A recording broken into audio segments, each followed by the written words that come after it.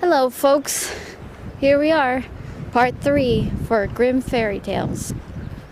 Okay, so Grimm fairy tales that I've been talking about. If you guys want to read it for the sexy pictures, fine. But if you read the stories and see how awesome it is, then maybe at first glance you may think fan service. But when you read it, you can find some really interesting stories in it. But anyway, let's continue. Alright. So, where to start with all of this? Well, I didn't want to put this in there, but it all started where Seela was in bed, wearing red lingerie. Oh, geez, girl, don't you ever get chilly? Whatever. Girls wear PJs, girls wear in their underwear and bra, and girls wear nightgowns. I'm not gonna judge. Everyone's different. Whatever. Anyway, so she's sleeping in her bed. No blankets. No nothing. Man. But anyway, so she wakes up from a seemingly dream, claiming she never had a dream, let alone a nightmare, in a long time. So she puts on a skimpy-looking nightgown, which was pretty short. It looked like a nightshirt. So anyway, Seela gets out of bed, and there seems to be a spider there, following her, seemingly. She opens the door, seemingly to go to the bathroom. However, what she saw was, well, the horrifying, grisly-looking fairy tale from the book. However, all the people she encountered with from the fairy tales, such as the evil witch from Hansel and Gretel, the Snow White stepmother, the queen. There was also Bluebeard, Goldilocks, the three pigs, and also the beast. They all confronted Seela, saying they want her for dinner, or rather for lunch, saying all the teachings she taught them. It made it seem like this whole entire thing was all Seela's fault. Hey, listen, Seela never asked for this, and she felt really remorseful for all the actions and also the story. But that's how fairy tales are, right? Seela was frightened to see that her so-called inner demons are chasing after her from the storybook. Seela was trying to run, but along came a huge spider. Okay, who here really hates spiders? Be honest.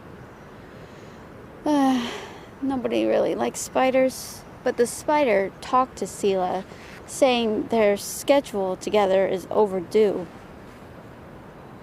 Seela demanded to be released from the web. However, the spider said, "You want me to let you down to them?" Seela claimed, "I didn't ask for this. I really didn't ask for this." And she says, which was the magic word to release her, saying, "I'm ready for my next lesson." And alas, she was set free from the web.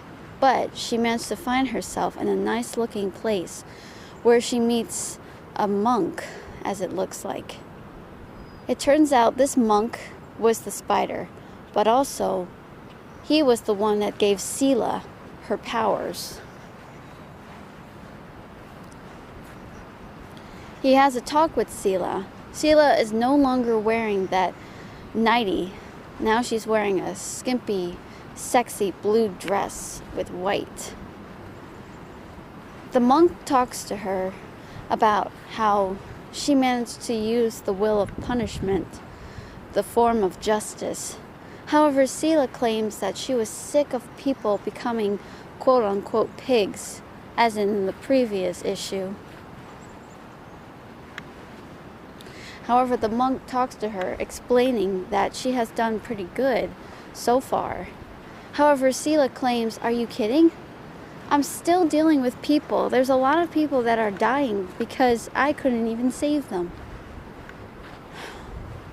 But the monk talks to her, and during that time, you can see images of people, the most evilest people of them all, including, Charles Manson.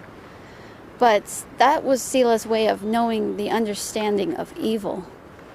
And there's like 9/11 mentioned in there, which it isn't trying to insult, but it's trying to teach Sela that there's a lot of humans out there that are evil, just like these infamous evil people.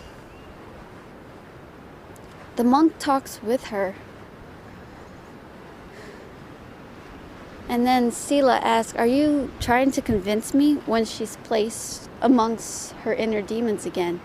Like, "Are you trying to convince me?" But the monk says, "I'm not trying to convince you. I think it's you who needs convincing." So Sela is shown a neighborhood. The monk asked if she remembered being here.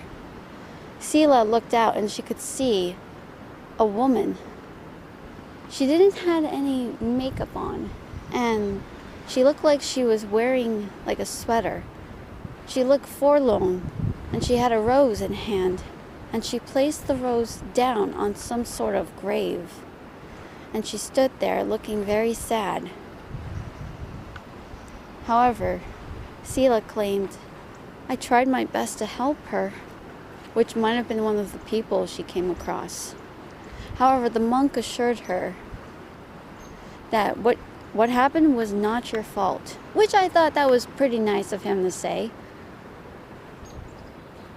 convincing her she's done good and all, but the form of justice is not really in her favor.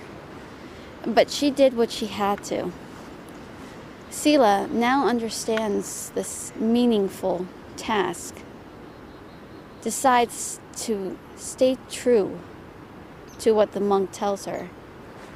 And it ends with Sela standing there in a pink shirt, black jacket, black skirt, heels, and she's standing in some sort of modern world and having that book in her hands, claiming, "It'll haunt me for the rest of my life." Meaning, what she did was wrong, and she will remember it for the rest of her life. But she will learn from her mistakes from it and possibly do better. So yeah, it's pretty good. This one was another favorite. Okay, I think I'm going to be doing more on comic books, but I actually started reading comic books when I was younger. And this one in particular, I think you guys would know.